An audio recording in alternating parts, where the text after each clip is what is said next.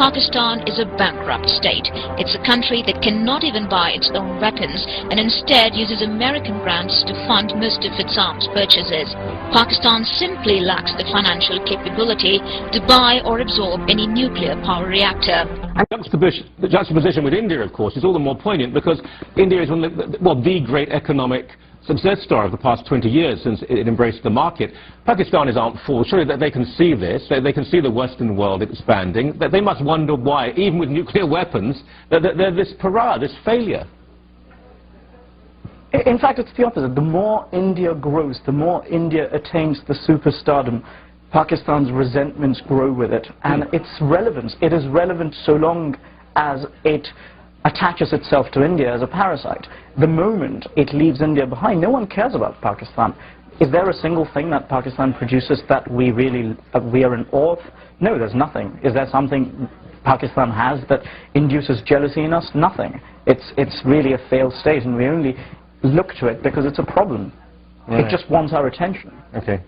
Dear for the costs, we stayed for the quality, and we are investing for the innovation. No wonder Peter Drucker, the great thinker, said, India is becoming a powerhouse very fast. The medical school in New Delhi is now perhaps the best in the world, and the technical graduates of the Indian Institute of Technology are as good as any in the world. Also, India has 150 million people for whom English is their main language. So India is indeed becoming a knowledge center. That's precisely what is happening. India is defined to be not just a cost-saving destination, but also a knowledge and innovation hub. From Merrill Lynch to Reuters, from Goldman Sachs to Thomson Analytics, from Lehman Brothers to LexisNexis, all are investing in the next knowledge capital of the world. Business Week and Business World believe that in the near future, India will become the R&D hub of Asia and of the world. Google has ranked Pakistan as the #1 country in the world that has the most online searches for pornographic material. Yeah, this is unbelievable. And that's news? Yes, it is news. Really? It is news. They have they're not seeing it anywhere. No, I understand. It's disturbing. Read what the searches are. This is the part of it that I found surprising, okay? Because them searching for porn, not so surprising. What they're specifically searching for is surprising and disgusting. Yeah. What are they searching for? I'll read it to you right now. Pakistan is top dog in searches per person for horse sex in 2004. This isn't funny. Yes, it is. Okay. Donkey sex since 2007. You're going to argue that that's not funny. This is a serious story. You know, right there in front of the computer. Horse, donkey. Search. What else? Okay. That's it? Just horses and dogs? No, there's much more. No, this is where it gets serious. Okay, so rape pictures between 2007 and 2009. So horse sex, doggy sex, rape pictures. Rape sex since 2004, child sex between 2004 and 2007, and since 2009, animal sex since 2004, and dog sex since 2000. So are there any women, like any man-woman sex, any of that going on in Pakistan? Animal sex and... Go ahead, Anna, finish the story. So... Well, what's next? What else? Is there more? Yes. They also are #1 in searches for... Come on. What is it? In camel sex. This is terrible. This story took a turn for the worse. Anything else you're looking for in Pakistan? हाल ही में आपका एक बड़ा सख्त column Toronto सन में जहां आप column लिखते हैं वो पढ़ने को मिला जिसमें आपने पाकिस्तान को गालिबन मुझे टाइटल याद आ रहा है कॉन्क्यूबाइन ऊपर दल्ले की जो तवाइफ होती है वो बन गए हैं ये लोग। ये पाकिस्तान आप ये सोचिए कि ना सिर्फ उनकी रूलिंग क्लास हुकूमत बल्कि आम इंसान भी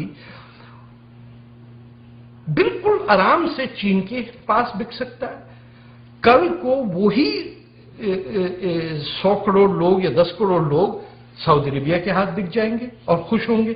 वही लोग आज ईरान के भी दोस्त हैं और सऊदी अरेबिया के दोस्त हैं, जिन दोनों मुल्कों की जंग चल रही है सीरिया में। ठीक, तो ये तो निशानदेही है कैरेक्टरलेस कौम की, जिसको अपनी आइडेंटिटी का नहीं पता कि वो कौन है। अब दरियाए सिंध पे रहने वाला अपने आप को तो नहीं कह सकता कि हमारा हिंदुस्तान से कोई ताल्लुक नहीं है। अब यकीन करिए हर महाजिर और पंजाबी कहता है हमारा हिंदुस्तान से कोई ताल्लुक नहीं। तो आइडेंटिटी नहीं है जी, एथिक्स नहीं है, मोरालिटी नहीं है। आपको जो पैसा दे आप उसके पास चले जाते हैं। सबसे ज्यादा अमेरिका के खिलाफ जो लोग हैं पाकिस्तान में, उन सबके बच्चे अमेरिका में पढ़ते हैं।